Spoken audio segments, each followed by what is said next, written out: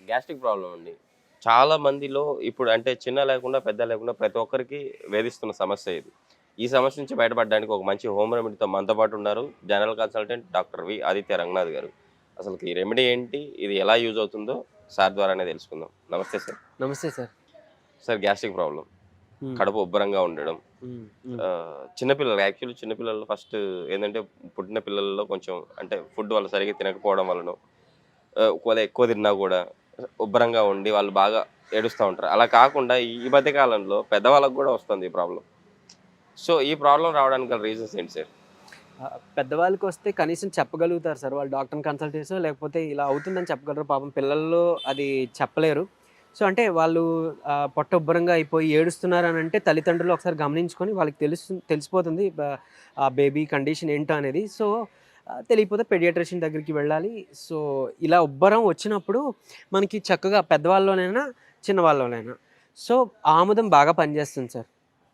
ఆముదం ఒక 4 చుక్కలు మరిగించి బొడ్లో వేసి జస్ట్ ఒక 2 మినిట్స్ మసాజ్ చేస్తే గనక, మనకి చక్కగా ఈ బ్లోటింగ్ అంటాం, ఉబ్బసం అంటాం, కడుపుబ్బరం ఇవన్నీ కూడా చక్కగా తగ్గిపోతుంది. తగ్గుముఖం పడుతుంది. ఇది పెద్దవాళ్ళు, చంటి పిల్లలు, చిన్నవాళ్ళకి కూడా యూజ్ చేసుకోవచ్చు.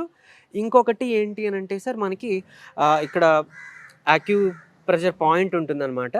మన వ్రిస్ట్‌కి అంటే ఇక్కడ మనం పల్స్ చూస్తాం కదా! యూజువల్లీ పల్స్ అక్కడి నుంచి జస్ట్ ఒక 3 ఫింగర్స్ అక్కడి నుంచి 3 ఫింగర్స్ గ్యాప్ ఇచ్చి ఇక్కడ ఈ పాయింట్‌లో మనం ఇలా క్లాక్ వైస్‌లో ఒక 30 సెకండ్స్ గనక మనం దీన్ని స్టిమ్యులేట్ చేస్తే ఈ ఏరియాలో బోత్ హ్యాండ్స్‌కనమాట స్టిమ్యులేట్ చేస్తే వితిన్ 30 సెకండ్స్ టు 1 మినిట్ మీకు ఆ బ్లాటింగ్ అనేది రిలీఫ్ ఇవ్వడం ఖచ్చితంగా అబ్జర్వ్ చేయవచ్చు. ఇది చాలా మందికి పనిచేసింది.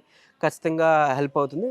వాళ్ళకి వాళ్ళే చేసుకోలేకపోయినా ఎవరైనా సహాయం తీసుకొని కూడా చేసుకోవచ్చు ఇది. అలాగే బొడ్లో ఆముదం ఏదైతే ఉందో అది వేసుకోవాల్సి ఉంటుంది. అండ్ ఇంకొకటి ఇందులో మళ్ళీ ఇప్పుడు కొంతమందికి వాత దోష ఉంటుంది, కొంతమందికి పిత్త దోష ఉంటుంది, కొంతమందికి కఫ దోష ఉంటుంది సార్.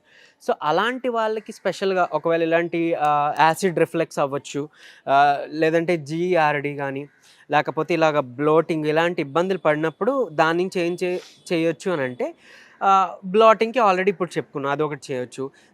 అలా కాకుండా గ్యాస్ట్రైటిస్ ప్రాబ్లమ్ ఉంది అని అనుకుంటే చక్కగా ఒక జింజర్ టీ లేదా అల్లం ముక్క ఒకటి చిన్నది కొంచెం నవిలితే అంటే ఫుడ్ కన్నా ముందు ఫుడ్ తినే ఒక 5 నిమిషాల ముందు, ఒక 10 నిమిషాల ముందో చిన్న అల్లం ముక్క కొంచెం ఉప్పులో ముంచి తింటే గనక మనకి అరుగుదల బాగా జరిగి గ్యాస్ట్రిక్ ప్రాబ్లమ్ అది తగ్గే అవకాశం ఉంది.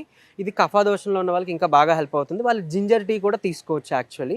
డైలీ తీసుకుంటే కూడా కఫాదోషాన్ని బ్యాలెన్స్ చేస్తూ ఈ గ్యాస్ట్రిక్ ప్రాబ్లమ్‌ని క్యూర్ చేస్తుందనమాట. అలానే మనం ఒకవేళ వాత దోష వాళ్ళకున్నాం అనుకోండి, ఆముదాన్ని అట్‌లీస్ట్ కనీసం వారంలో ఒకసారైనా తీసుకుంటే మంచిది. ఆముదం నోట్లోకి తీసుకుంటే మన ప్రేగుల్లో ఉండే మలం అంతా క్లియర్ అయితే ఆళ్ళకి కూడా వాతం పెయిన్స్ అంటే నీ పెయిన్స్, జాయింట్ పెయిన్స్ అవి కూడా తగ్గుతూ ఈ గ్యాస్ట్రిక్ ప్రాబ్లమ్ కూడా తగ్గడానికి మనకి హెల్ప్ చేస్తుంది.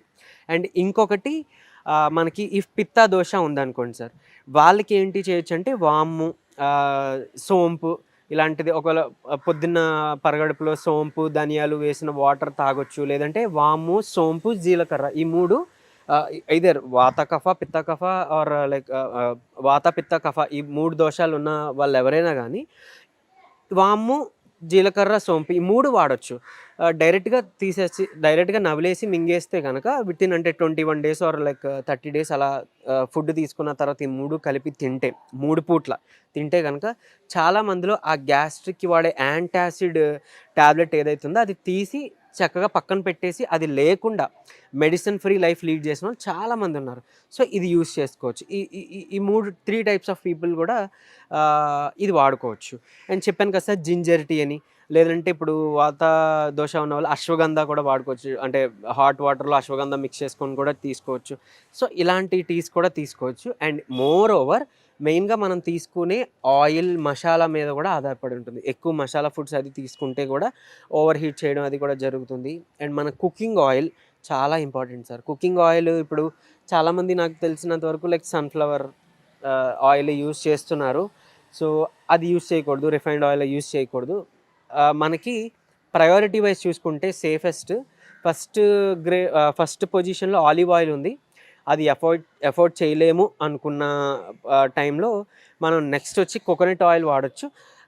అఫ్‌కోర్స్ అంటే కేరళ సైడ్ యూజ్ చేస్తారు. మన సైడ్ మనకు అలవాటు లేదు. మనం అది మేబీ నచ్చకపోవచ్చు, తినలేం కాబట్టి next option groundnut oil sir. పల్లీలు నూనె, గ్రౌండ్నట్ ఆయిల్ చక్కగా గానుగకి ఇలా ఆడించే వాళ్ళు ఏదైనా ఉంటే కనుక ఆ నూనె తీసుకొని చక్కగా కుకింగ్ ఆయిల్కి వాడుకుంటే కనుక మనకి ఇలాంటి గ్యాస్ట్రిక్ ప్రాబ్లమ్స్, లేదంటే ఈ అరిగిపోయిన ఈ నొప్పులు, ఈ జాయింట్స్ అలి ఆ ప్రాబ్లమ్స్ రాకుండా వాటికి లూబ్రికేషన్ కింద కూడా మనకి హెల్ప్ అవుతుంది ఈ కుకింగ్ ఆయిల్. ఎందుకంటే మనం తీసుకుంటాం, కన్జ్యూమ్ చేస్తాం కాబట్టి అది అక్కడ కూడా చేరి ఒక లూబ్రికేషన్లా పనిచేస్తుంది.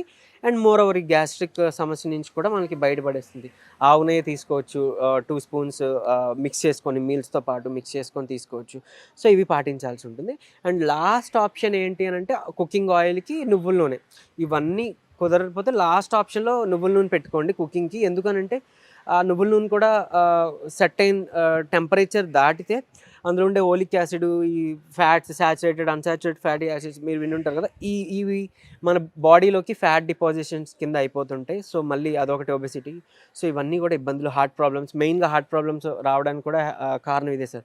బయట స్ట్రీట్ ఫుడ్స్లో వాటిలో యూస్ చేసే ఆయిల్ మనకు తెలియదు. అండ్ ఈవెన్ మన ఇంట్లో వాడుకున్నా కూడా అంత కరెక్ట్గా మనం అంటే వాడట్లేదు కదా, సన్ఫ్లవర్ అవి వాడుతున్నాం కాబట్టి. సో అలాంటివి మనం రెక్టిఫై చేసుకుంటే ఖచ్చితంగా మనం దీని నుంచి బయటపడవచ్చు సార్. సార్ ఇప్పుడు యాక్చువల్లీ ఈ ప్రాబ్లం నుంచి బయటడానికి ఇన్‌స్టాంట్‌గా 5 సెకండ్‌లో రిలీఫ్ ఇస్తది అని చెప్పేసి కొన్ని ప్రోడక్ట్‌లు వాడుతా ఉంటారు. ఈ ప్రోడక్ట్‌ల వల్ల మన హెల్త్‌కి ఏమన్నా ప్రాబ్లమ్ అయ్యే అవకాశం ఉందంటారా? సార్ అంటే ఇప్పుడు మనం ఏదైతే ఇప్పుడు మెడికల్ స్టోర్స్కి వెళ్ళి ఆ ప్యాకెట్స్ తెచ్చుకొని వేసుకుంటున్నామో గ్యాస్ట్రిక్ ప్రాబ్లమ్ అంటే ఏదో గోంగూర తిన్నామో లేకపోతే ఇంకేదో తిన్నప్పుడు వెంటనే మనకి చాలా పెయిన్ వస్తుంది కదా, అలాంటప్పుడు ఇన్స్టెంట్ రిలీఫ్కి అది తెచ్చుకుంటాం కదా. దాని బదులు మన జీరా వాటర్ లేదంటే జీలకర్ర ఇప్పుడు చెప్పినట్టు వామో తీసుకుంటే కూడా చాలా ఇన్స్టెంట్గా రిలీఫ్ వస్తుంది సార్. యాక్చువల్లీ తాంబూలం పద్ధతి ఇది వరకు మనం మీల్స్ చేయగానే ఒక తాంబూలం వేసుకునే వెనుకున్న రీజన్ ఇదే. తిన్నది చక్కగా అరిగి అరుగుదల బాగుండి మనకి ఇది అవ్వడం. అంటే మీరు గమనించవచ్చు, బయట వెళ్ళి ఎప్పుడైనా తిన్నప్పుడు సోంపు, స్వీట్ ఫెనల్ లేదా సోంపు తింటే కూడా చక్కగా వితిన్ 12 మినిట్స్ ఆర్ 10 మినిట్స్లో మనకి రిలీఫ్ రావడం మీరే గమనించుండొచ్చు. ఆర్ ఐదర్ పాన్ వేసుకుంటారు కిల్లి వేసుకునేటప్పుడు. సో ఎందుకు అని అంటే మనకి ఇలా హెల్ప్ చేస్తాయి. సో అవి యూజ్ చేసుకోవడం బెటర్ మనం ఏదో బయటకు వెళ్ళి స్టోర్ నుంచి తెచ్చుకునే కన్నా. అండ్ ఈవెన్ అందులో కూడా ఇప్పుడు మళ్ళీ జీరా ఇన్ఫ్యూజ్డ్ అని వచ్చినాయి. సో జీలకర్ర ఇన్ఫ్యూజ్ చేసి చేస్తున్నారు. ఎందుకు అంటే అంత ప్రాముఖ్యత ఉంది కాబట్టి మనకి డైరెక్ట్‌గా దొరుకుతుంది కదా సార్. సో ఇది తీసుకోవడం అంటే అది ఖచ్చితంగా వర్క్ కాకుండా అవుతుంది. కూడా కొంచెం కెమికల్ కూడా కలుపుతున్నారు కదా సార్ యెస్. దాంట్లో. యెస్. అందులో ప్రిజర్వేటివ్స్ కూడా ఉంటాయి మీరన్నట్టు. హ్మ్. అండ్ మళ్ళీ తిరిగి చూస్తే అది వచ్చేది మన ప్లాస్టిక్ సాచెట్స్, లేదంటే అల్యూమినియం ఫాయిల్ సాచెట్స్. సో అవి కూడా మళ్ళీ ఇంటరాక్షన్ జరుగుతాయి. సో అవి సేఫ్ కావు. ఇవి సేఫ్ సార్. నేచురల్‌గా ఇన్ని ఆప్షన్స్ ఉన్నాయి మనకి. 5 సెకండ్‌లో రిలీఫ్ ఇచ్చేదానికంటే మన ఇంట్లో దొరికే ఐటెమ్స్‌తోనే మన గ్యాస్ట్రిక్ ప్రాబ్లమ్ పోగొట్టుకోవచ్చని చెప్పి చాలా చక్కగా చెప్పారు సార్. Thank you.